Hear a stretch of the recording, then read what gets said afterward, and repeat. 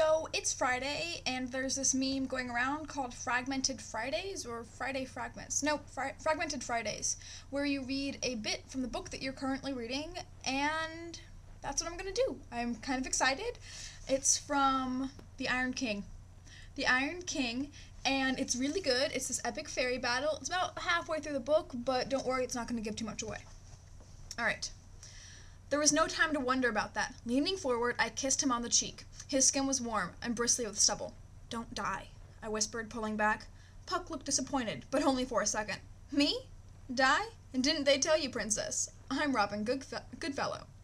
With a whoop, he flourished his knife and charged the waiting prince. Ash lunged, a dark blur across the snow, his sword hitting down a vicious arc.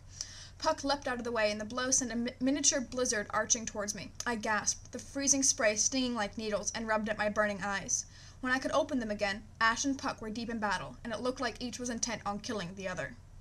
Puck ducked a savage blow and tossed Ash something from his pocket. It erupted into a large boar, squealing madly as it charged the prince, tusks gleaming. The ice sword hammered into it, and the boar exploded into a swirl of dry leaves.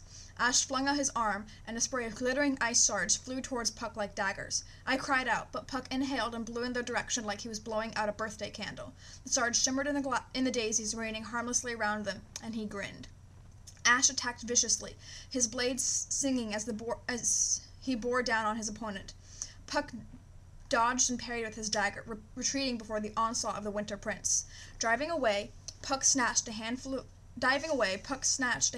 twigs at the base of the tree, blew on them, and tossed them into the air.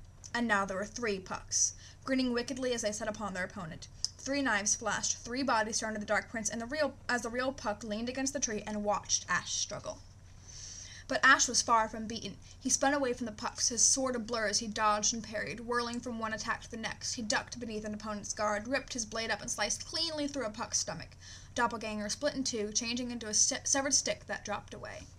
Ash spun to meet the Puck rushing up from the side. His sword whirled, and the Puck's head dropped from his shoulders before reverting into a twig. The last Puck charged the prince from behind, a dagger raised high. Ash didn't even turn, but rammed his blade backward, point up. Puck's lunge carried him onto the blade and drove him into the stomach, a point erupting out his back. The prince yanked his sword free without turning, and a shattered twig dropped on the snow.